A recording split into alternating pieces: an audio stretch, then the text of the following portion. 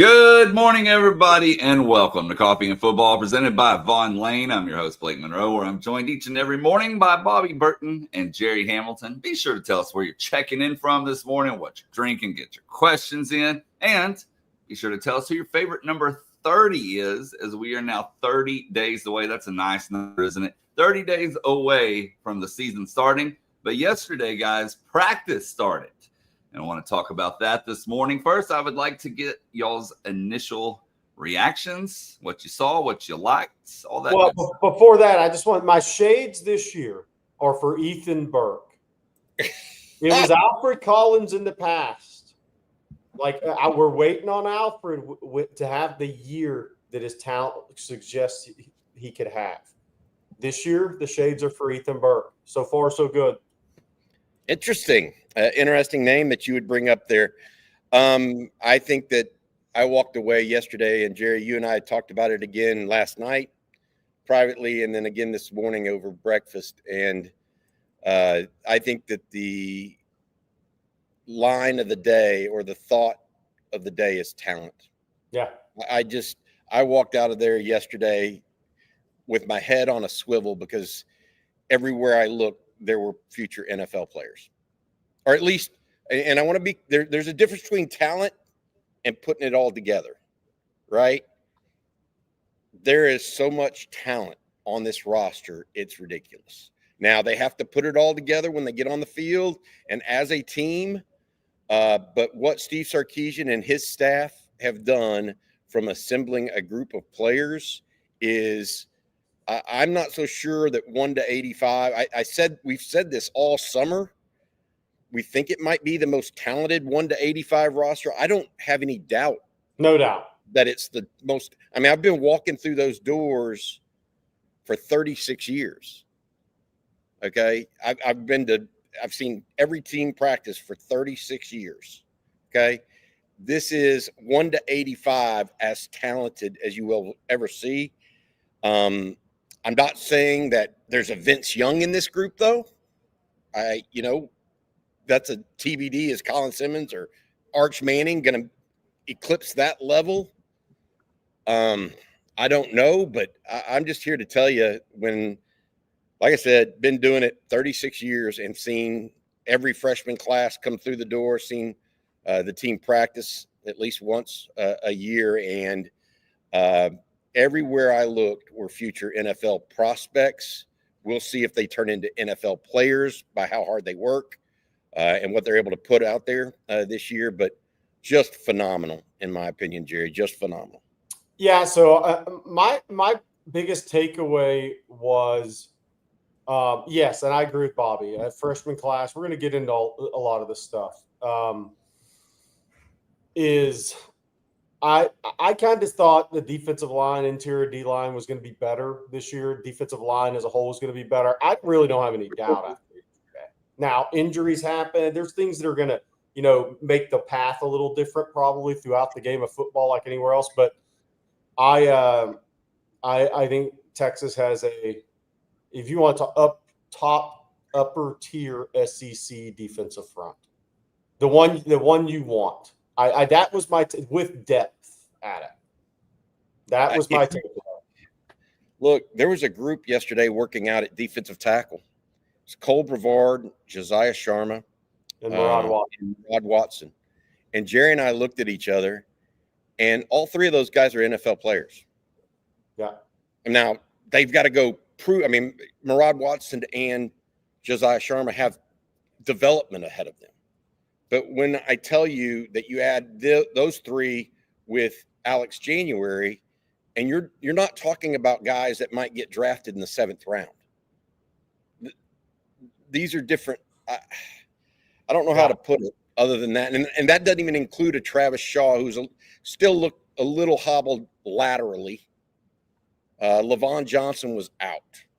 Yeah. Had an ankle. Yeah. Hero Canoe was in that group. I'm just here to tell you, they're everywhere you look. I was looking at Jack injuries yesterday and trying to see what he was up to and what he looked like. We'll talk about that a little bit later, I guess. But then you can't help but notice Jordan Washington out there. and how much improved his body looks from the spring when he was out a little bit. I mean, he's reshaped his body this offseason. Talk about Amari Winston, and I mean, he may have the best hands on the team, Jerry, Yeah. and the longest wingspan of a receiver. Yeah. I mean, he's and Nick Towns. I mean, there's just talent for days. I wrote this morning on Texas Football. If you want more, by the way, if y'all want more video highlights and all that stuff, make sure you check out ontexasfootball.com. But I wrote this morning on ontexasfootball.com that I went up yesterday to go watch the offensive lineman, Jerry. And, you know, I'm going up there to see Trevor Gooseby, how Brandon Baker's doing, Andre Kojo. By the way, Kojo's reshaped his body yet again. Looks terrific. Nato, Cole Hudson, DJ Campbell looks better again this year. He keeps improving each and every year, I think. But I go up there, and I can't kind of take my eyes off of Nick Brooks and Jackson Christian.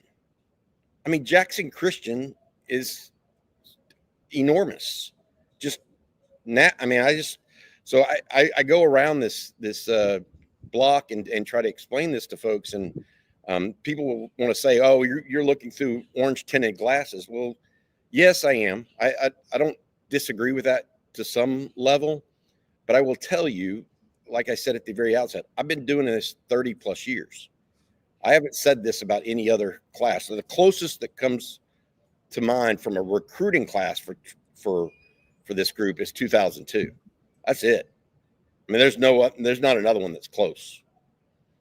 And so, geez, Jerry. I mean, yeah. Just impressive dude. Yeah. So I'll hit on something. He's Ace Ekmamo said interior D-line will not be better in the last 2 years. Enthusiasm appreciated. Let's be real now. Then he came back and said there may be some good players and they'll be drafted at years in. Look, we'll see. If you think Cole might be, there's guys that aren't draft eligible, but I said I'm out there. I said I think the interior defensive line is going to be better this year than it was last year. I think they have better depth. I mean, Morale Watson, freshman All-American. No, he can't go into the draft as a sophomore. Cole Brevard is your draft eligible guy. Travis Shaw's a draft eligible guy, but I'm here to tell you, talent-wise, it's a more talented group. We'll see where Kenny Baker gets them as a whole. Josiah Sharma is different. Myron Charles has huge upside. You won't see. It'll probably be like Alex January. You'll see a little bit in spurts this year, like Alex last year. But I mean, Alex January, not draft eligible guy, man. I mean, but I'm just telling you from a talent perspective. We're not making it up. I don't know how else to, I don't know what else to say, guys. Very, very impressive first day, in my opinion, for the University of Texas, just from a sheer talent perspective. I would also add, and I want to get into this a little bit today, the quarterback spot. Obviously, Arch Manning was running with the ones yesterday, threw some nice deep balls, was not 100% on the underneath stuff or mid-range things, something that he'll have to work on as he goes through camp here. I thought, Jerry, the other quarterbacks looked good, particularly interesting about Matt Caldwell, the backup, because you and I talked about this as well. Tight rotation on the football, great footwork for just getting to campus, really paid attention to the details with looking people off, etc. I think it's going to be hard for Trey Owens and or KJ Lacey to maintain a number 2 spot over Matt Caldwell after I saw that, which is what we were hearing prior to going into camp. But Matt Caldwell came out impressive. If he goes through the rest of the camp like this and has some good practices and good workouts and scrimmages, I think that Texas may have a backup quarterback in Matt Caldwell too. Yeah, I mean, when talking about that position, KJ's always going to redshirt. That's always been the plan. So I take him out of the equation. So it really comes down to, I think KJ Lacey has a chance to be really good. It comes down to Matthew Caldwell and Trey Owens for number 2. So, and I think Matt Caldwell will have a leg up on that. He's got experience. He's got a compact motion. Sark talked about him yesterday, how he's really fit in with the team. he has game experience, and that matters if there's an injury to quarterback one this year. So I think Matthew Caldwell is the favorite to win that job, that backup job. Hey, it's a good old. Hey, before we go forward, I want to take this minute because we are 30 days away, and you mentioned that. Steve Wooster is one of my dad's favorite Longhorns of all time, and his backfield mate, Ted Coy, was out at practice yesterday. Ted Coy obviously was a member of the Wishbone. I asked Ted about Steve Wooster, knowing that it would be 30 days away from this, and he said the one thing that I would tell people about Steve Wooster is that every play he felt like it was his last. He did not take a play off his entire career. And Bridge City native people in the stands used to go woo, woo, woo when he got the ball, helped institute. He was a fullback in the Wishbone for Emory Ballard. So anyways, hats off to Steve Wooster and all the other number 30s out there that people are aware of that don the burnt orange and white. Hey, I want to read this super chat while we're talking about Wooster here. It's from Bobby Gaithright. Bobby, hope you're doing well, by the way. He says, today is Steve Wooster Days from kickoff in 1968 with the invention of the Wishbone. I became a Longhorn fan at the age of 9. Rest easy, Woo. That's awesome, Bobby. Wooster set all kinds of rushing records at Texas. Got drafted in the NFL draft, but I think he went to the Canadian League, if I'm not mistaken. But he's certainly a guy that's held in high regard around old guard Texas folks as well. That he was kind of the straw that stirred the drink in the Wishbone. Now, I think James Street was the maestro, or Emory Ballard was, but Wooster was the real. He was the centerpiece. All right, Bobby, before we move on, and we got a lot more to talk about before we even think about getting the questions, can you tell us about Vaughn Lane today? Yeah, I will tell you, you're going to want to take Vaughn Lane to watch the Longhorns play this year. That's what I'll tell you. If you're in Houston, Dallas, San Antonio, Fort Worth, and you've got to get from one city to another, and like always, it's a toss-up. Do you deal with the airport chaos and hope your flight isn't delayed, or do you brace yourself for hours behind the wheel, battling traffic and burning a day? Now there's a third option, and it's better in every way. You arrive at a luxury hotel terminal, no TSA lines, no long-term parking lots, just a seamless boarding experience that takes minutes, not hours. You settle into a plush leather seat, hot towel, pillow, blanket, all at arm's reach. Your attendant offers complimentary snacks, beverages, and on select trips, a full meal. If you need to relax, just lean back and enjoy the ride. Or if you want to stay productive, there's high-speed Wi-Fi and power at every seat. While you're unplugging or powering through, the Vaughn Lane team is monitoring traffic in real time using smarter routes, efficient detours to keep your trip smooth and on schedule. Now's the perfect time to plan for your fall travel, those football Saturdays in Austin. Booking is open through September and October. So whether you're headed to a college football game, a weekend getaway, or a business trip that needs to be done, Vaughn Lane makes the journey part of the reward. Vaughn Lane serves Austin, Dallas, Houston, Fort Worth, San Antonio, and the Southeast. Atlanta, Nashville, Memphis, now even Knoxville as well. Plano in Houston, or in Dallas area, as well as the Woodlands in Houston. Additionally, visit vaughnlane.com. Use promo code OTF25 to save $20 on your first ride. Vaughn Lane, elevated regional bus transportation. All right. And let's see here. We actually have some more video that I want to play, guys. And this is Sark talking about some of the newcomers here, not just freshmen, but along with portal edition as well. So I'm going to bring that up. Yeah, Dalen, I thought, had a very good day, and it's kind of continued from where he was at in spring. I thought a guy who had his best practice today for a young player was Michael Terry. You know, you got to remember, this guy in high school played a lot of different, he was a jack of all trades, right? He was wildcat quarterback, he was receiver, he was running back, he was all over the place.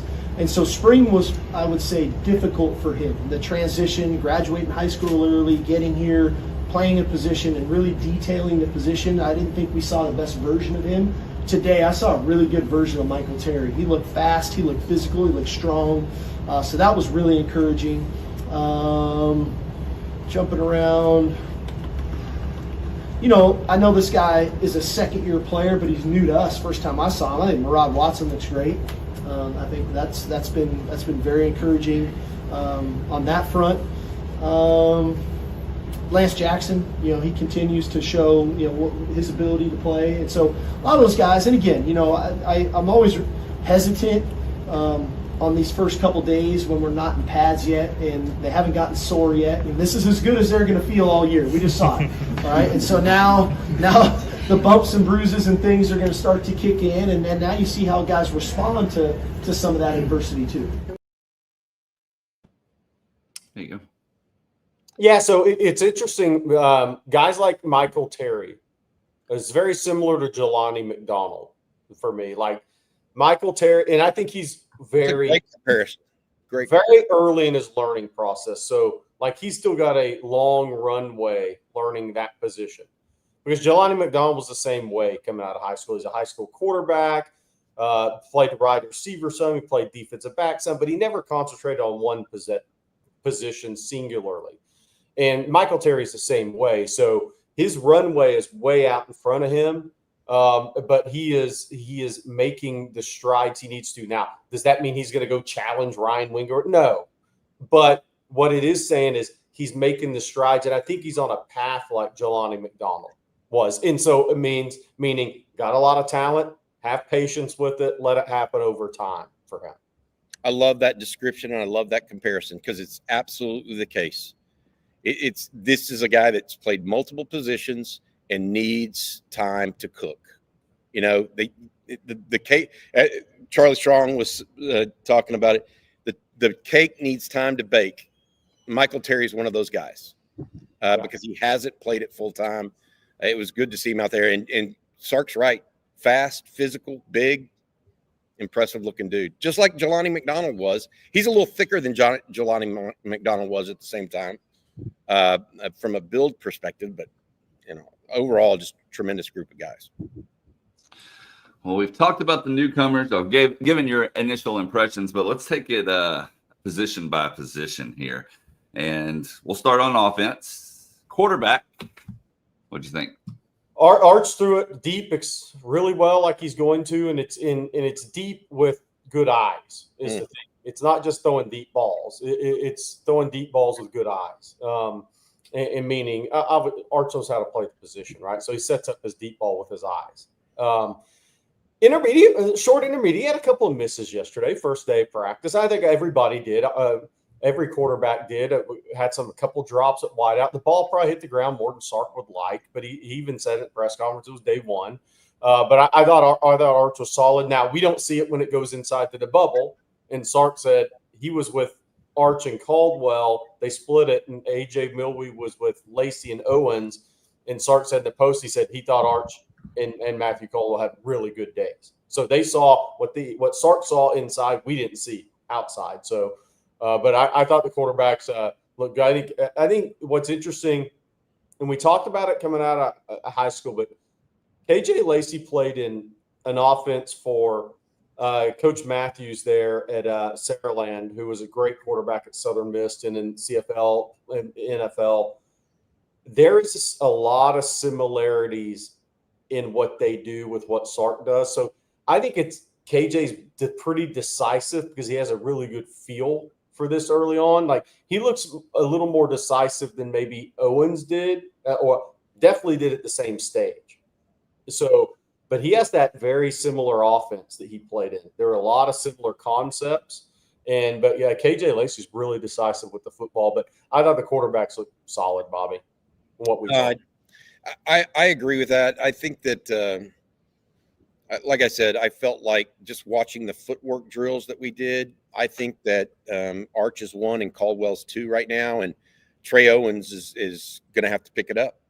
Now, maybe when they start getting into live scrimmage situations, it'll change, and Owens may shine over Caldwell. And if that's the case, Trey Owens will be the backup. But from a footwork perspective and speed of drill perspective, Caldwell was a tick faster than both Lacey and Owens, by the way. What about running back, guys? That running back, look, let's start with Trey Wisner won. In drill work, then Cedric Baxter, good to see him on the field. They're building his confidence back, was 2. Christian Clark 3, Gibson 4, Simon 5, Ricky Stewart 6. Then when they went to more team, Baxter didn't really take part in that outside when they were doing it outside. So I want to say let's start with it's good to see Cedric Baxter back on the field. He's still a ways away. Even Sark said 80%, right? And there's no reason to rush him back. Like he's not moving like the other guys. Yeah, Bobby will talk about that. But I want to bring him up because we talked about it in high school, and he's such an unbelievable leader. And kind of the way he's led playing in the last year since he got injured, the way he led without playing maybe as impressive as anything he's done at Texas. And Sark kind of spoke about that, leading the team, leading the offensive meeting last night. He did that at Edgewater when he had a hamstring injury. I've told the story a million times, it feels like, where he was in the huddle every single play of the practice leading his team, even though he wasn't practicing. Most 5-star guys aren't doing that in high school football. So my whole thing is just like he needs time, I think, Bobby. But I thought the running backs as a whole, Christian Clark looked he wasn't hesitant the first time carry after his Achilles in the spring. There's no hesitancy with him. Jarrett Gibson's more streamlined in his body type. James Simon has a chance to be excellent player because I think he's going to be a 3-down type of player. He catches it so well out of the backfield. But Trey Wisner looked like Trey Wisner. And I just thought it was I think that's the position has depth. So Sark's in a position to work Cedric Baxter back, and he doesn't have to play until he's 100%, 120% ready. I loved what Sark said in the post-practice press conference yesterday. He called Trey Wisner the Energizer Bunny. Yeah. Because you don't have to worry about Trey Wisner's intensity level at practice because he just goes 110% every snap. And you recounted what Sark said and talked about what Cedric Baxter was the guy leading the team meeting on Tuesday night. Okay. Now, this is a guy who was one of the top running backs in the country, whose year last year was decimated by injury. Maybe his football career was decimated by injury at that time. Yet he's the guy leading you on a Tuesday. I mean, what does that say about that kid? I mean, I don't know what his football future is going to behold because he is at 80% right now. Will he ever be to 100? That's a fair question, I think, at this point. My thought process, though, goes more towards that kid. Yeah. What kind of kid has a year like he did where he has this devastating injury, yet he's the one leading the team?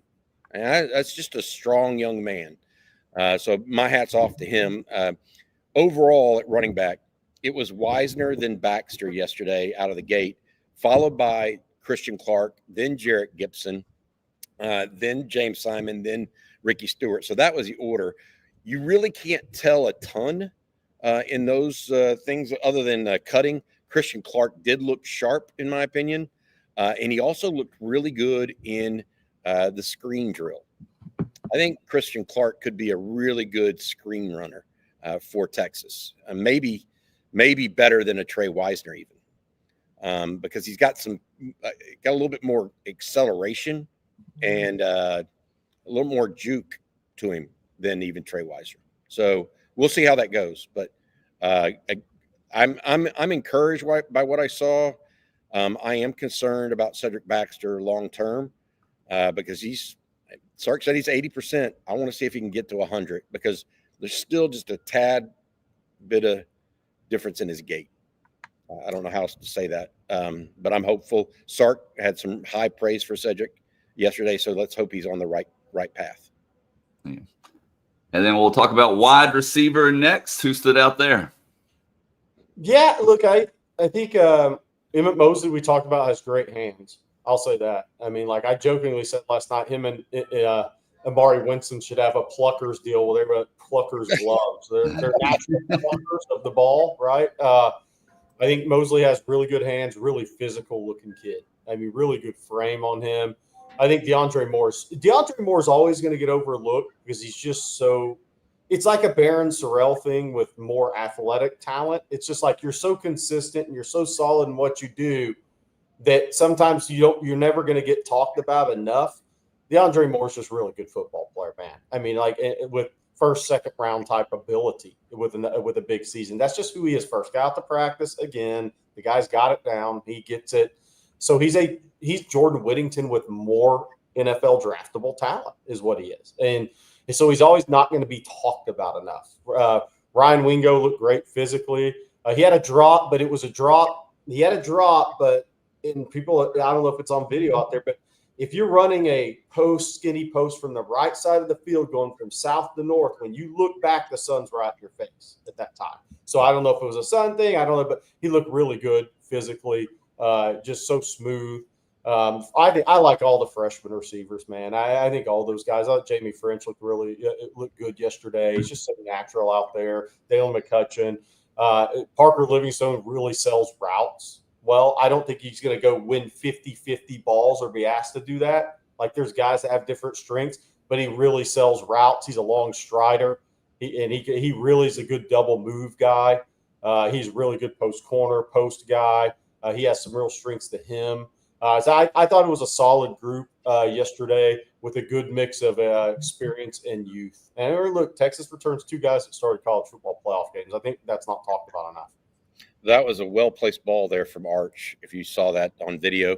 I would say this about the wide receivers. I took away a couple things. One is Wingo continues to develop physically. I thought DeAndre Moore was phenomenal overall. Crisp, hard worker, all of those things. Emmett Mosley looked the part. I didn't see a burst downfield from him. So I'm going to see if we see some of that, maybe a little bit more today. But I thought the biggest takeaway I actually had for the wide receivers, Jerry, was based on what we saw in the spring versus what we saw yesterday, the freshmen have come along considerably. I'm not just talking about Dalen. Now, like it almost looked like at times during the spring when we saw him that Khalil Lockett, Michael Terry, and Jamie French may not even belong, because they were just so raw and so young. They all belong. They all belong now. And that's what 6 months in a training table can do, or 8 months, I guess, in a training table and a practice. And all of those guys were here early. Yeah. And that can be a real benefit. And I think they benefited from enrolling early at Texas.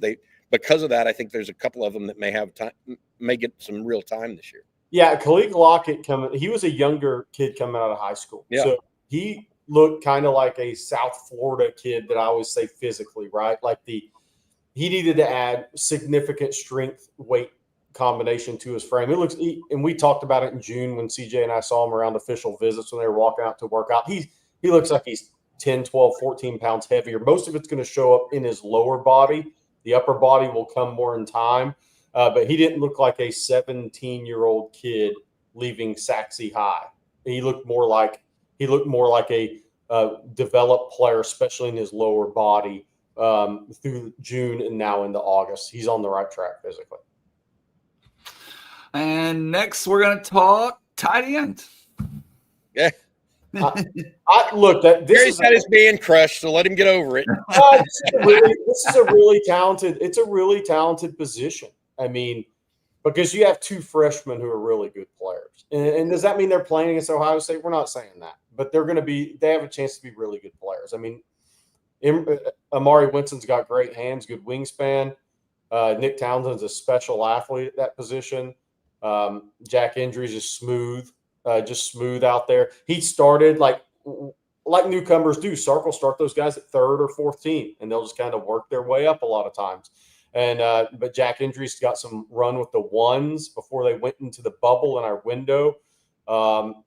Spencer Shannon is an inline guy. Jordan Washington, I think, did some good work on his body this summer. Bobby pointed that out because obviously he was set back with the injury in the spring. But I think that position with the addition of injuries and the young talent the 2 freshmen, they have a solid group down there. Where are they going to be at performing against Ohio State?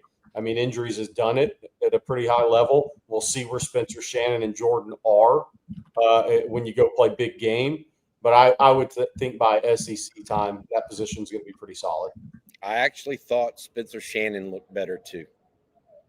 I want to add that in because he was out with the ones, the first go round, just so everybody's clear. I thought he did a really nice job. His body is changed over the last 2 years really, really well too. So I think he could be it's like a steadying piece as a tight end, if that makes sense. Somebody that the coaches know they can rely on. And I think there's a specific role for Spencer Shannon on this team as well. And then last but not least on offense, the offensive line. Yeah, so look, yesterday, obviously, the first team was what you would think it was going to be. It was Gooseby, Nato, Cole Hudson, DJ Campbell, Brandon Baker. Nick Brooks, I think, started in the doghouse after what happened. He was third team left tackle, obviously left the spring as second. I don't think that'll last long. Jaden Chapman was back up left. Then you went to Nate Kibble as second team left guard, Connor Robertson second center, Connor Stroh second right guard, and then Andre Kojo second tackle. That third group was Nick Brooks, Devin Coleman, Daniel Cruz, Jackson Christian, and Jordan Coleman was the third group. Nick Brooks looked tremendous physically. He's got a real chance. We've talked about that.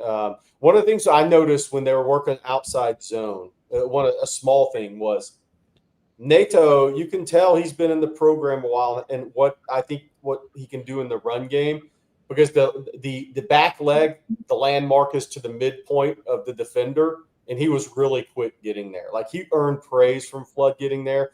I think some of the younger offensive linemen, not as quick to get to that point, that landmark that Flood wanted them to. But I think Nate Kibble's a really wide-based guy, by the way. But I think Trevor Gooseby looked good physically, Bobby, and not a lot you can tell on OL other than, more who they are, what some initial movement skills were, because we don't see them go against the defensive line in this setting. Just saw initial quickness. I was impressed by a number of guys. But my bigger takeaway there again was I hadn't noticed Jackson Christian in the spring, and he's just undeniably large. I think is the best way to put it. And he's got a different build than Nick Brooks. Nick Brooks is a huge human. Nick Brooks is a Cam Williams-esque type body. I'm not sure Texas has had a guard as big as Jackson Christian. Like, he's physically bigger than Hayden Connor, than Nato, than DJ Campbell's a little shorter, right? But athletic. Yeah. But I'm not sure. I'm trying to remember a guard that Texas has had that is still athletic, that's as big as Jackson Christian. Now, it'll be a year or two before he plays much. I mean, I'm not trying to put the cart before the horse, but that was probably the thing that I took away most on the offensive line. Trevor Gooseby looked really good. Brandon Baker looked good. Andre Kojo continues to reshape his body. I mean, he looks so much different than what he did 2 years ago. Oh, we're going to talk the defense here in just a moment. Before we get to an ad read, I've had a lot of people ask me about Colt, and yes, we are back home. I just wanted to give an update on that. He's doing great. We're still waiting on quite a few lab tests to come in that'll really dictate the next 4 to 6 weeks, but he is doing good. Thank you all for asking, for everybody reaching out for your prayers, all that good stuff. I really do appreciate it, and it definitely doesn't go unnoticed. So just wanted to say thank you to everybody. And someone else we need to say thank you to is South Point Dodge, fellas. Yeah. Hey, Texas football fans, score an easy extra point this season when you get to the point at South Point Dodge. South Point Dodge has more than 600 vehicles in stock, including the all-new 2025 Ram 1500. Get the real deal today and drive away in an all-new Ram proven to last. Plus, you can get employee incentive pricing. That's right. You pay what our employees pay. Now, that's a real deal. So score big today at South Point Dodge. Come see us off I-35 in South Austin or at southpointdodge.com. Get to the point at South Point Dodge. Thank you so much for your sponsorship of On Texas Football. Again, South Point Dodge, over off of I-35 in South Austin, or go to southpointdodge.com. Okay, so let's start with safeties when it comes to defense. You want to start backwards, huh? Yeah, I want to go backwards this time. Dude, if you did not watch, so I did not watch a bunch of the DBs yesterday. Just too spread out, trying to take in too much. But if you guys want to get a feel for what the secondary looks like, I highly suggest you go listen to Rod Babers and his podcast, videocast that he put up yesterday after practice, because he spent time specifically with the DBs, and obviously Rod, a former defensive back. It is worth a listen, in my opinion. Rod was very high on them, Jerry. I could sit here and tell you how they looked on the hoof, but I didn't really watch them work out. You may have more intel on that than I do. Yeah, I watched a little bit with Rod there. First of all, Jonah Williams, John 007 asked, let's get this out of the way. He was limited yesterday, as was Cade Phillips, both with little slight hammies. Jonah Williams carryover from baseball, and they're just taking it slow with him. Per Sark, Cade Phillips was a mid-July thing, just taking it slow with him right now. And so both those guys were watching. They were suited out, but they didn't really take part in much. Grayson Littleton, I think, has, look, Bobby and I are going to do a video later on the freshman class today.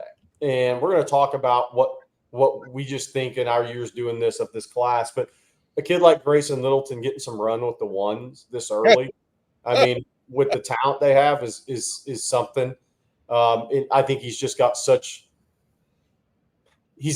I hate to compare him to another one, but there's a lot of DeAndre Moore in the way he approaches this.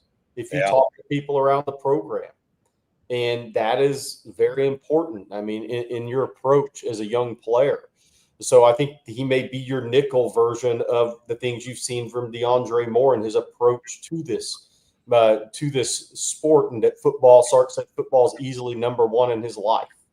That's a pretty big statement for Sark to make for a freshman in college. I think Kelvin Banks was that way, right? So, and we'll see where it all ends up for Grayson Littleton, but the safeties are big. Zealous Hicks is big. Jelani McDonald is year 3, looks great physically, right? As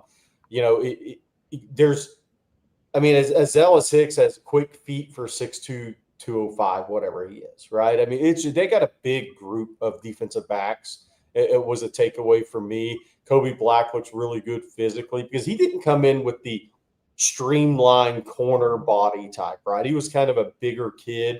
He's done really good work on his body. Rod kind of talks about that. One of the things, no matter what you see or talk about from yesterday or after today, that's going to be more out in the future as they get more into practices. How does Kobe Black, where is his level of play going to be, and is that going to dictate what they do with Jalen Gilbo, right? So there's the pieces, how the pieces are going to fit together. Derek Williams, a little hesitancy, which he should have. I mean, coming off his knee, but looks good physically. I don't think there'll be hesitancy in run support. I think it's the turn and run. Still hesitancy there for him.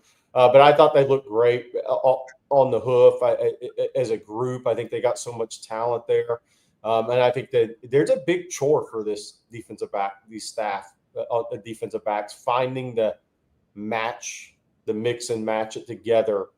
What do you do with Taft on nickel? Does Gilbo stay at corner? Does Grayson Littleton so good that he's going to force a decision there early in the season? Some of those things, it's going to be interesting to see how they put all the pieces together, but they do have good pieces. I do think, look, what happens at that other cornerback position is going to be huge for this team this year, opposite Manning, and how that position performs ultimately.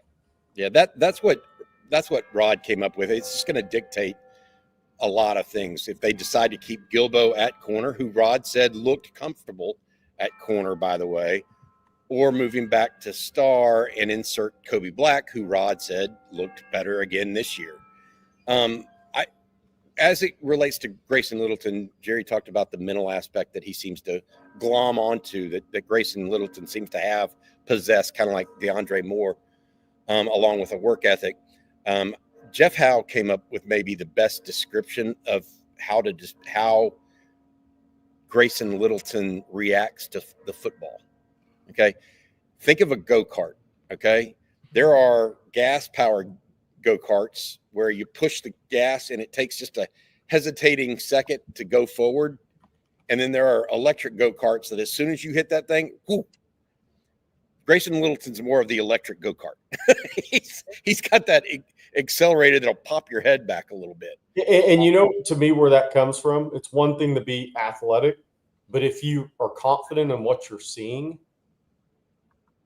you play super fast if you're a good athlete. Yeah, and you're super reactive. Earl Thomas was that way, and I'm not comparing him as a player, but those got Jahdae Barrett, the guys who really study it and are really confident in what they see, man, they have that extra gear when it's time to close. Yeah, it's not necessarily the 0 to 40 or 0 to 60. It's the 0 to 5 yards. Yeah, that he's already out of the gate before the other guy even gets started. And next up, we're going to talk linebackers, fellas. Toughest position for me because there's not a lot to see really in our time period out there. They're on the other side of the field a lot of times. So that one I didn't watch much because there's just not a lot to take away from that for me outside of what guys look like physically. Bobby, I'll let you go on them. No, it's the same thing. I mean, I saw what looked like really good players, but you just don't see them do much. Yeah, because in some practices through the years, Sark will do one-on-ones with the linebackers and the running backs early in spring ball, and just do routes. We didn't see that. Sark didn't do that yesterday during our time period. So they were doing pursuit drills. They weren't really going up in fitting runs or anything like that. Yeah. So really all you got to do is see them look good on the hook. I mean, Anthony Hill still looks like $1 million or $2 million, whatever it is these days. And Leonga Lafau is running first team. Ty Anthony Smith looks a little better again physically. He's just another year developed. Bo Barnes has a great frame on him naturally. Yeah. That's a keynote. Jonathan Cunningham was with the Stars nickel yesterday. He was doing more DB drills than linebacker.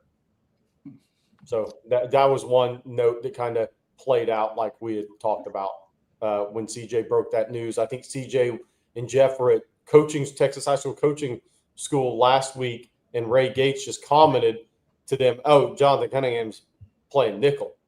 So that wasn't known at the time, and CJ and Jeff put that out, and then he was working out there yesterday. All right, so Josie will quit whining. Let's talk about defensive tackles a little more in depth. Oh boy, this will get the chat going again. Look, I mean, Murad Watson was a freshman All-American. The guy's going to be a really good player. I mean, Travis Shaw has been a more productive player his first 3 years in college than Vernon Broughton was. I mean, those guys, they have a lot of talent there. Cole Brevard is not going to put up big tackle numbers, but he is going to be really hard to move. I think this defensive line is going to be better against the run on the interior than they were last year. And that's no slight on guys that got drafted. Josiah Sharma's got a chance to be an elite player. Alex January's going into year 2, looks better. We watched a lot of drills with those guys because they kind of moved closer to the side where we could see it. Interior defensive line, I'm on record. I'm not changing it. I mean, that doesn't mean they're all draftable guys this year. Some of these guys aren't. Murad Watson's not draft eligible, but doesn't mean he's not going to be a better player than a couple of guys that played last year. I mean, let me go back and look and see how many of those guys that played last year put up 30 tackles and was a freshman All-American. You don't have to be draft eligible to be better. They have a ton of talent at that position, and I think they're going to be better against the run. And Alfred Collins and Vernon had great seasons. Jermaine Lolak, jokingly calling body parts sewn together. Absolutely, that kid maximized what he had left in the tank. Bill Norton played an important role there, but I think on the whole, I think they got a lot of talent there. And Kenny and I saw enough last year to know what Kenny Baker's going to do with it. One note. Injury note, Levon Johnson, the transfer from Maryland, was out for most of practice yesterday. He was in the group, but was not participating fully. That's because he had a heavily taped left ankle. I'm sure that it looked like a just precautionary thing for a sprained ankle, but we'll check into a little bit more of that. I would also add this. Jerry talks about depth. They've got 8 guys right now that are at various levels, in my opinion. Alex January, Cole Brevard, Murad Watson, and probably Travis Shaw or Hero Canoe. Sark mentioned Hero Canoe yesterday at the post practice, but then you add Josiah Sharma, Myron Charles, and Levon Johnson. I mean, Texas could go 8 deep this year at defensive tackle. So when Jerry says they're more have more depth, I hear you. I also would say this: I don't see a Alfred Collins in this group or Vernon Broughton that can pressure the passer the same way those two can or could. So I think, Jerry, they could be better against a run, but maybe not in as pass rushers. That's the fundamental difference, I think, between the two groups. It's not necessarily the quality of the overall player, though, because I agree with you. They have the dudes. I think the last one on the list to talk about this morning is the edge position.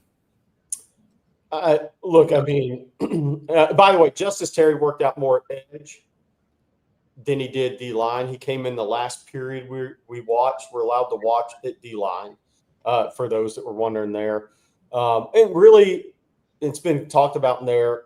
I agree with people. I think I see him more as a 275, 285-pound guy than 300-pound guy long-term, Bobby. I don't think he has maybe the arm length in that frame. I think he's going to be a 6'4.5", 280, 285-pound, 200, maybe max 290 player. Really good player. Edge, look, I mean, I looked really good on the hoof. There's more height length there. I mean, Smith Orokpo being back on the field. Not that we're going to see him this year. He's gonna redshirt. He missed a lot of time with the knee, but just to see him back on the field, to see his length back on the field. Look, y'all know where I stand on Colin Simmons. I think he could, if he stays healthy, could be as good as anybody in the country on defense this year. As that impactful. Sark talked about Ethan Burke yesterday. If Colton Bostic ever has a healthy season, Zena out there, obviously Brad Spence working out at edge. It's just a very talented position. Now I think a lot of what people would want to ask about the edge position, you're not going to see in a practice. It's going to be on Saturdays. It's going to be in the bubble when people aren't watching. How are they going to put Simmons and Spence on the field at the same time? Yeah. Those things, to your point, Jerry, are going to be not revealed in a open practice setting. I would say this too. Ethan Burke, Colton Vosick, Zena Omozolo, Sark called out as well as someone that he feels like has just reshaped his body yet again. Guys, I hope as you listen to all this that we're talking about, they are a ridiculously talented team. I don't know how else to put that.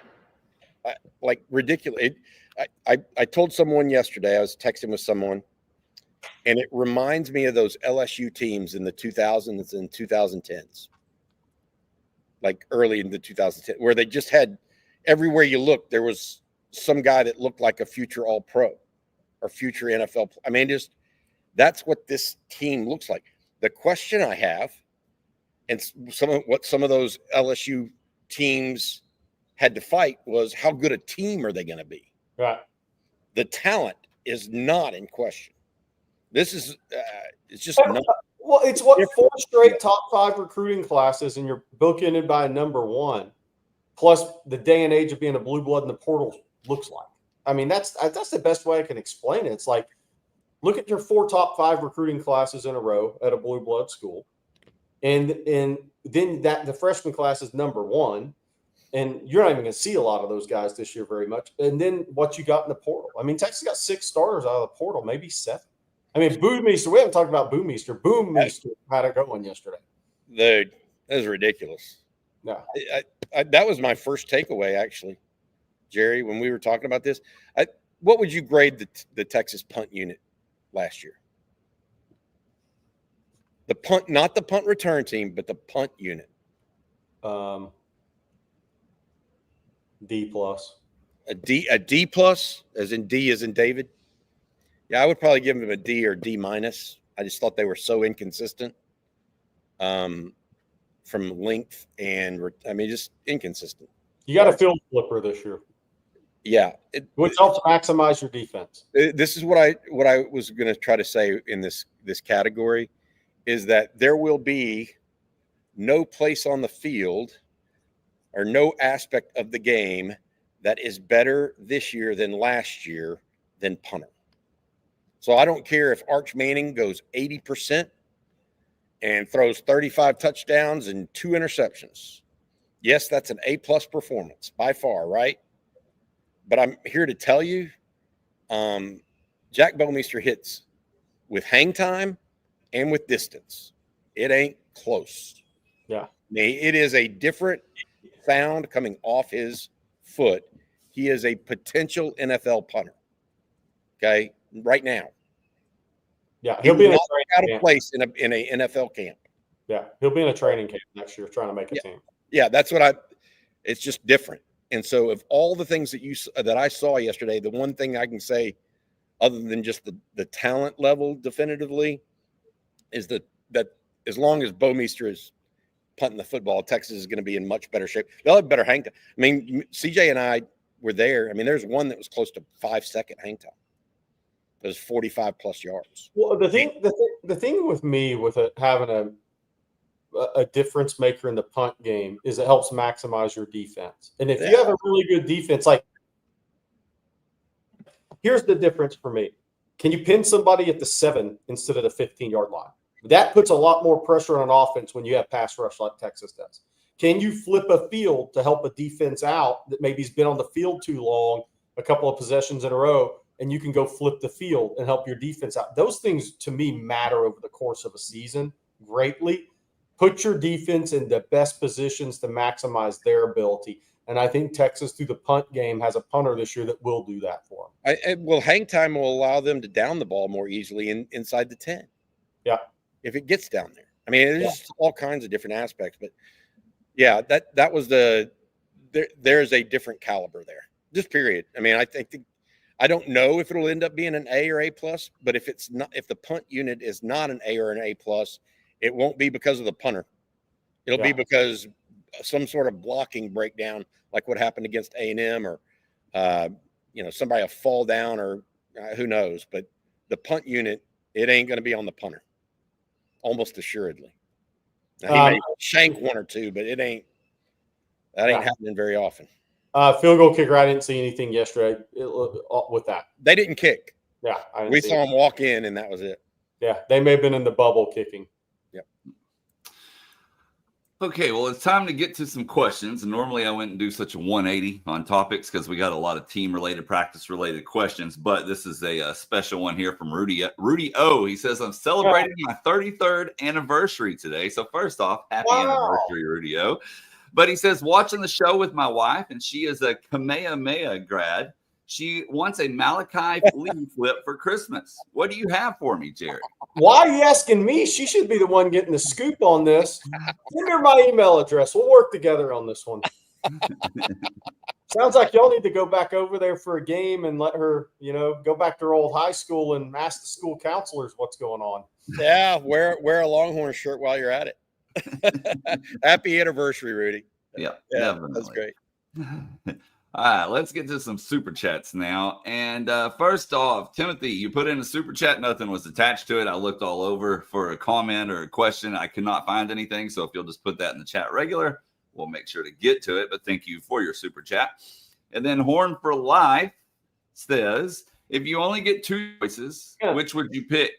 Beat Ohio State and Georgia but lose the Natty, or lose both to Ohio State and Georgia but win the Natty? It's a tougher choice than you think. No, it's not. No, it's not. No, it's really not. Win the Natty. Yeah. Yeah. Because now if you put A&M and OU in there, that would be different for me. Maybe I would have more consternation. But I would not have a tougher choice on Ohio State and Georgia.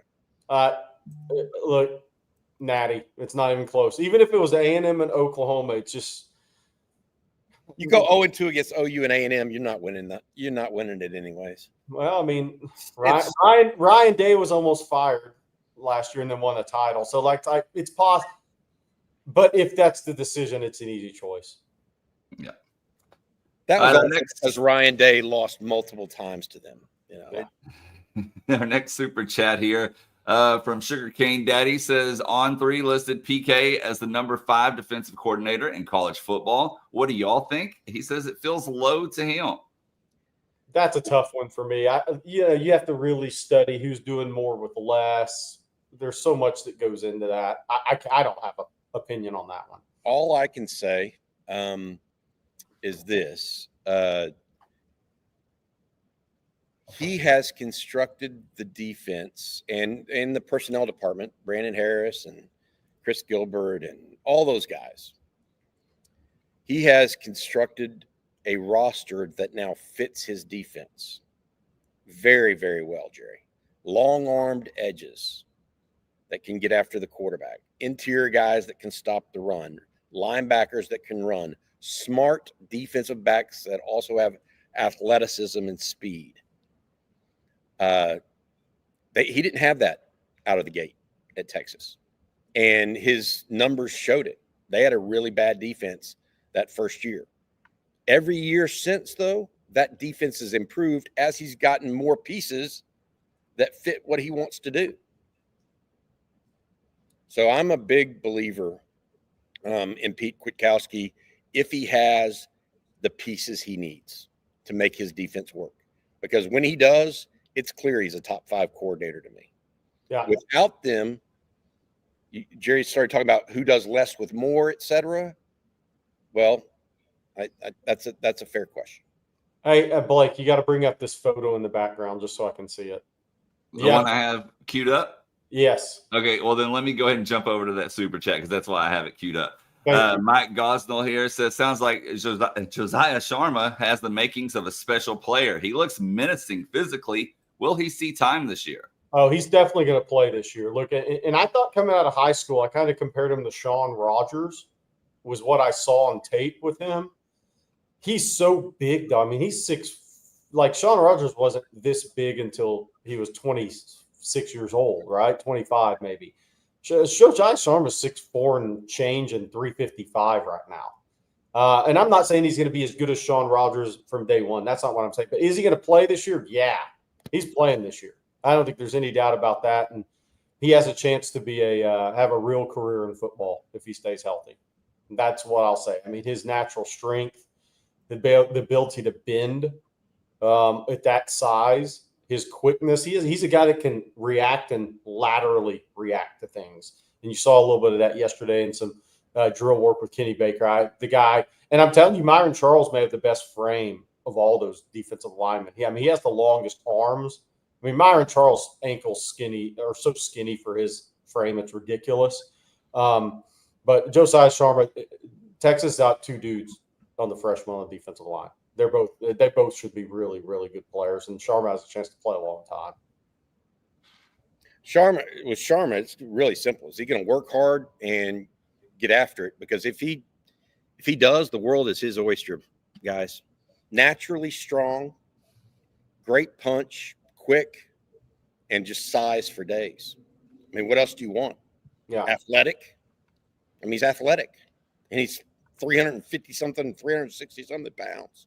It's ridiculous. Yeah. I mean, it's just ridiculous. So, as with most of these guys, and I want to be clear about this.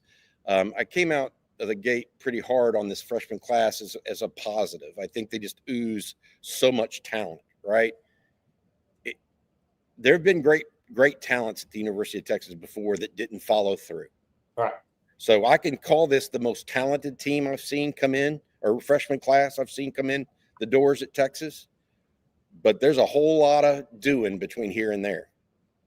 They've got to get after it, and consistent effort over a long period of time to prove they are actually it. right? I mean, there was a guy just mentioned, Sadir Mitchell. Yeah. Had all the talent you could want in the world, but didn't get there. Okay. And may never. And so all of these freshmen that we're talking about, whether it's Josiah or Myron Charles, or heck, it could be Michael Terry, or I don't know. I mean, Nick Townsend, if they don't work, it's all talent will all be for naught. But boy, do they have talent for days, man. Hey, by the way, Longhorn Frenzy, speaking of families, grocery bill is going down.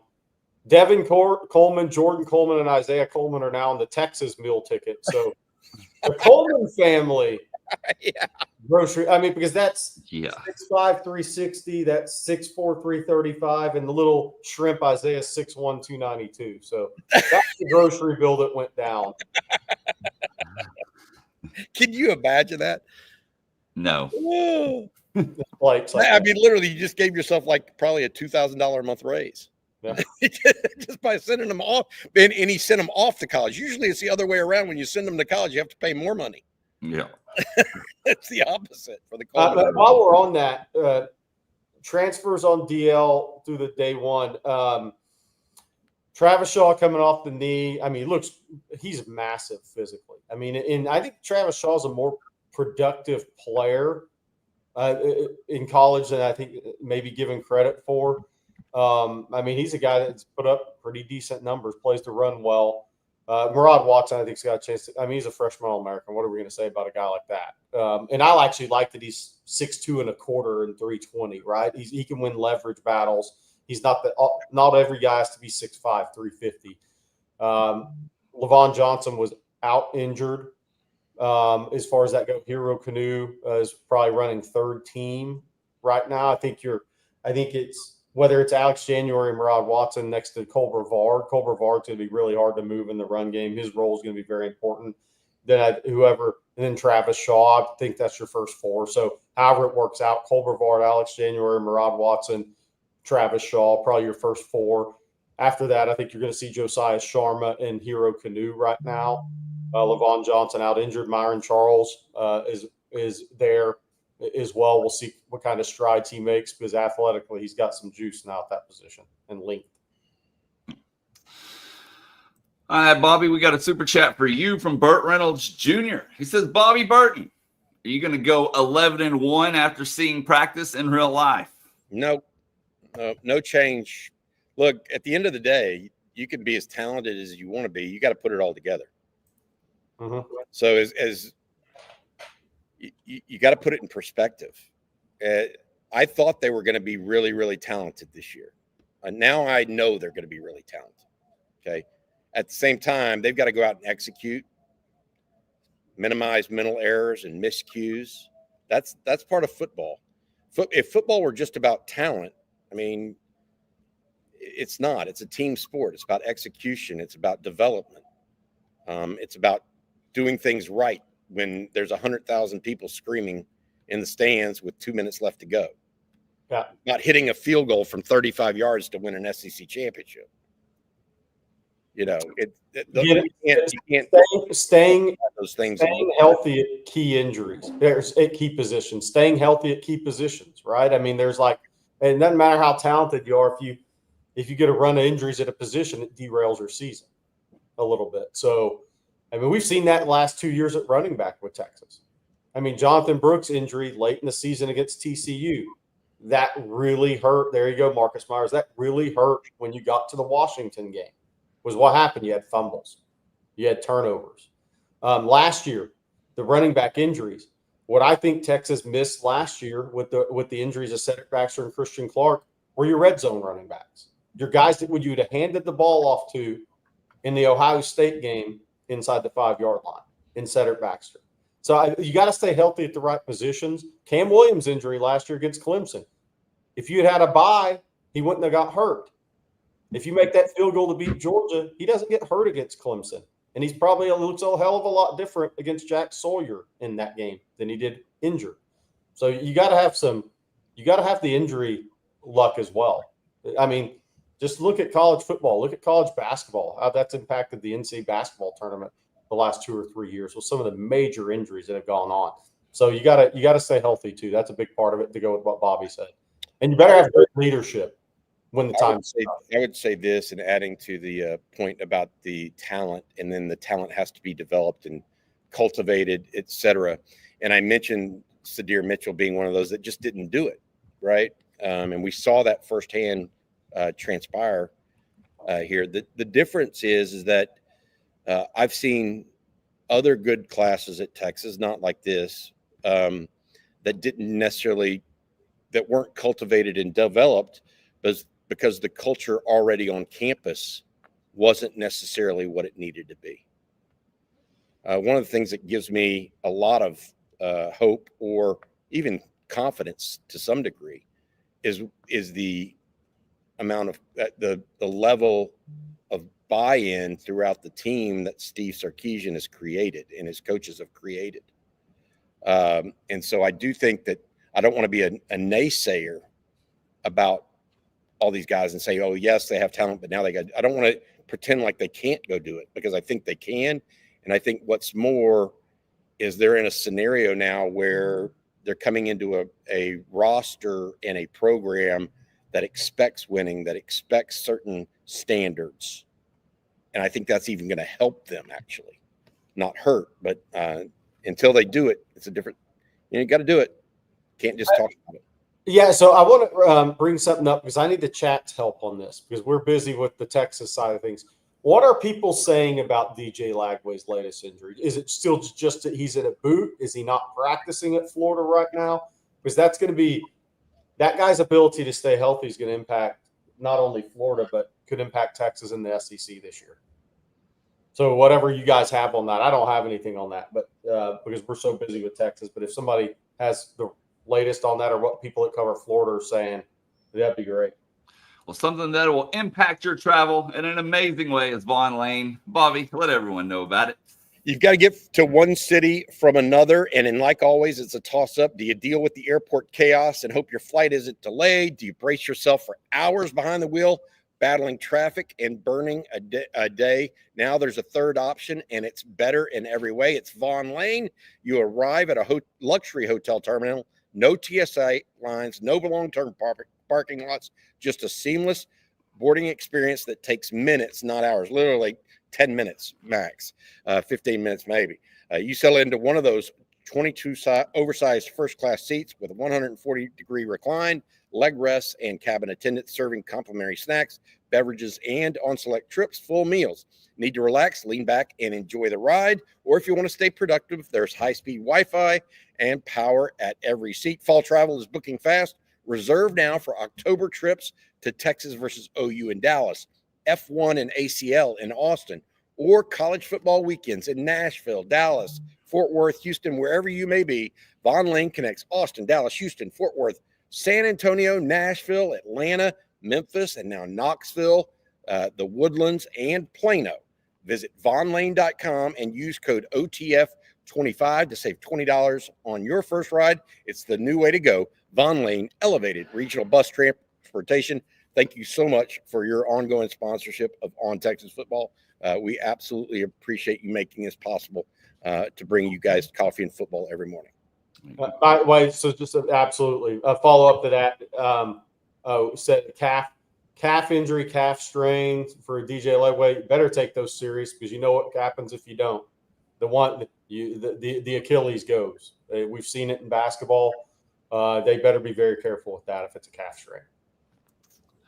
More super chats to jump into this morning. This first one here from Isaiah. Thank you, Isaiah. We appreciate you. And he says, are we bigger on offensive line this year than last year? Also, the same question for the defensive line. So offensive line, I actually think Texas, from a starting perspective, Bobby, may weigh less. Because Cam Williams was such a massive dude, right? And they may actually average weight of player. Somebody may have the stats on that, but it may be 10 pounds less per player. Because Cam Williams is 350, 345, 350. Brandon Baker's about 305, 308, whatever he's listed at. I mean, so from that standpoint, from a pure numbers perspective, they may not be, and they may not be quite as massive amongst a starting group this year. mean, Hayden Conner was what 6'5", 335 listed. I mean, so, but I'm not. That would be the answer to that part. But I do think size wise, strength wise, interior guard, center guard is going to have more power in the run game. And I think slightly smaller if you added them all together, but not by much, not appreciably. Yeah. And then Antonio Harris with the DL. We didn't answer the last part. DL is going to be as a whole is going to be bigger. I mean, Alfred Collins. There may not be one Alfred Collins giant looking guy out there, but if you just go across the board, I mean, Travis Shaw's a big dude. Cole Brevard is a brick. What is he? 6'1", 330, Bobby. I mean, the interior. Rob Watson's that looks the smallest. He's 6'2", 327 listed. Josiah Sharma is 6'4", 360. I mean, Travis Shaw's what 6'4", 6'5", 340. It's a bigger group, bigger frame guys. I'm sorry if y'all just heard me scrape my camera and laptop here, but one of the ants from here at right in front of the UGL and between the Texas Union jumped into the crevice of my computer. So my apologies if y'all heard that scratch inside of that. Antonio Harris with Super Chat says, how many first rounders are on the field when it comes to OU versus Texas? First rounders. This year, not many. For draft eligible. At least not for Texas. Draft eligibles. One. I mean, I think Texas has one guy that's going to be a first rounder that I would say for sure at this point, and that's Anthony Hill in 2025. Now, beyond that, I think Arch Manning will be in that category. I think Colin Simmons will be in that category. I think Trevor Gooseby might be in that category. Ryan Wingo could play as well. Ryan Wingo could be in that category if they go wide receiver heavy. It's just Ryan Wingo's issue is that he's on such a difficult class year. I mean, he's got Jeremiah Smith and Ryan Williams already. Cam Coleman. Yeah, Cam Coleman. Yeah. But long story short, I don't know, and I don't know OU's roster well enough to sit here and give you that. So with Oklahoma, it's interesting is what's our Mason Thomas? He has a couple of mocks in the first round. Is he actually going to be a first round pick?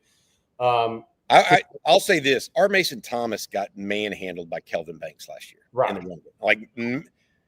Manhandled. Could Jaden Jackson be a first round guy? I don't know. They have some candidates, right? Is Peyton Bowen have a chance to be that? He's going to test off the charts heading into year 3. What's he going to – they have some candidates at Oklahoma, mostly on defense. I don't think Mateer is a first-round guy on any level. I think he could be a really good player. I think Texas has more first-round talent on their roster than Oklahoma, but you got to go play the game. Yeah, I like Deion Burks a lot too. I just don't know if he's a first-rounder. The wide receiver that was injured late. Yeah. And then one other super chat, this one from the Loin Girder. Thank you as always. He says, I can't remember the last time I remember hearing Texas being the sharp and ready to start training camp. Previous years, it felt like they were just starting the process on day one. And Sark, I trust. Yeah, so, I mean, the sharp part, it wasn't perfect out there. It was really talented. I mean, that's what I would say. I mean, it wasn't perfect football out there. It wouldn't be. But they're just so talented. That's the takeaway is they're so talented. And if they have the right leadership around the talent and the kids are really focused, if they're singularly focused, and it's hard in the NIL here, I think, if you can get a group of really talented guys to be singularly focused on the same goal and give up a little bit of themselves at times, I think you have a chance to have an elite team. I would not, and I want to say this, Lloyd Gardner, I would not use the term sharp to describe yesterday's practice. I mean, there were some drop balls. You know, there were young guys being young guys. Would I say that they're in shape? Yes. It's like I told Jerry yesterday. I mean, when we were looking at Brevard, Sharma, and Watson. It's day one of camp, and they look like if a game happened tomorrow, they would be ready to go. Okay. That's not typically the case, right? Those guys. So that means they've taken, and Alex January definitely looked like it. Yeah.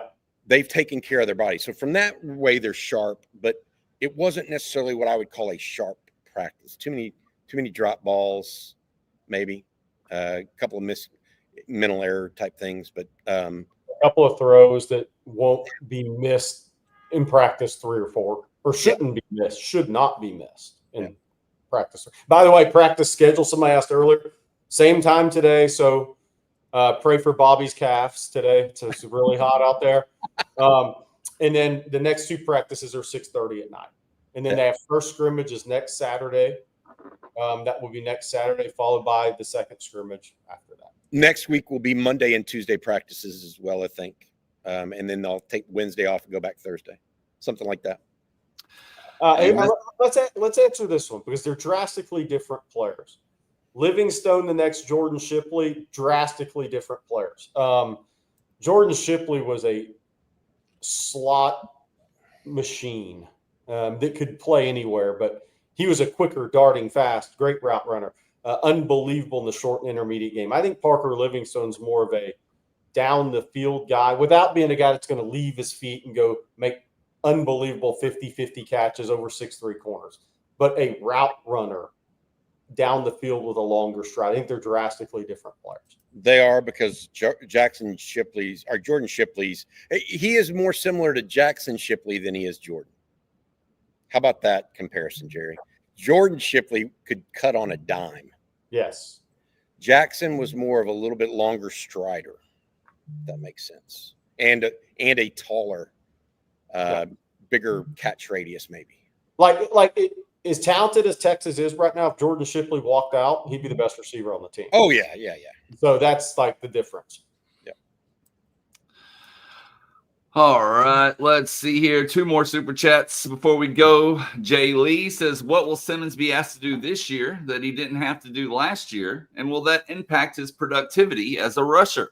Sark talked about this yesterday in his post-practice press conference. I thought it was great what he said. Last year, he didn't really have to have a plan. He just came in and won, right? And maybe there was this year, if he's going to play a lot more snaps. So now as you mature as a player, you have to have a plan as a pass rusher, right? So he's going to be game plan more for in a different way. He's going to have more responsibility this year. He's going to play more snaps. One thing that he's got, I think the guy's got great stamina as a football player and as an athlete. That's the one thing I'll say. Seeing him in high school, I think he's got I think he's got really good stamina as an athlete. So, but this year the difference is, the part of his growth is you got to have a plan. Great pass rushers have to have a plan when they start playing a lot of snaps. Counter moves. Yeah. To your point. The thing is 50 snaps instead of 30, Jay Lee. That's the delta between the 2 years. And that's going to mean he's going to have to hold up more in the run game and not just be situational. All right, and our final for today from Hell No. Thank you for the super chat. Says, thank you for the great content this summer. Thank you. Thanks to all you guys for supporting us as we're now into football season. We appreciate it, guys. Very much exciting times for the Longhorns. We'll have more today. Jerry and I are going to talk about the freshman class in detail later today. We'll also be back this afternoon. We're going to have coverage of today's practice again. So please bear with us. Rod will be doing the winning drive with Coach Shipley, as well as Jeff Howe immediately following practice today. So you guys make sure y'all are ready for that, because they're going to have that. Jerry and I will talk about practice as well. We just got a lot of stuff going on. Make sure you check out ontexasfootball.com too. We are putting all kinds of video and photos and news up there. That's ontexasfootball.com. We have a special right now going. If you are a new subscriber, first-time subscribers only, you can become an OG, an OTF OG. Use the promo code OTFOG at checkout, and you get $20 off an annual subscription. It's the best deal out there, and I really think we're developing and have developed the best community following Longhorn sports out there as well. So a lot of educated folks talking Longhorn football. If that's for you, make sure you come check us out. I think this is a great one to end on. Jose Rodriguez. Do you think guys think Sark is as confident as ever about this year's team as opposed to last year or the year before? I do think he's extremely confident in what he has this year. Now, I think he was extremely confident last year too. And then, you had some serious CJ Baxter injury. You had some rough injuries there to start camp. But I see very similar, if not slightly more confident. Sorry. I think he was ultra confident going into 2 years ago because he was playing in the Big 12. Yeah. And he knew he had 10 plus draft picks, right? I think he was somewhat confident last year until the running back situation. He's like, whoa, wait a minute. Now he overcame that. This year, I think it's going to be a lot like last year. He's got a lot of pieces. He just doesn't know how they're all going to play out. He doesn't know how they're all going to pay out. But goodness gracious, guys! If I had to tell y'all one thing, like I told y'all, I've been doing this a long time. They got guys. If you go out there and watch that practice, and you've gone to a Cowboys training camp in your life, or a Texans training camp, or even a University of Texas training camp, they just got guys just like, well, that dude looks like he's going to play in the NFL. That dude looks like. I mean, it's just. As a guy who's covered recruiting as long as I have, it is different. It is fundamentally different. All right, y'all. Well, we will be back tomorrow morning. Hope you all have a phenomenal day. Please be sure to hit that like and subscribe button, ring the bell so you're notified anytime we go live or post content, whatever it may be. In between that and on TexasFootball.com, we got you covered around the clock. So for Bobby Burton and Jerry Hamilton, I'm Blake Monroe, and we'll see you.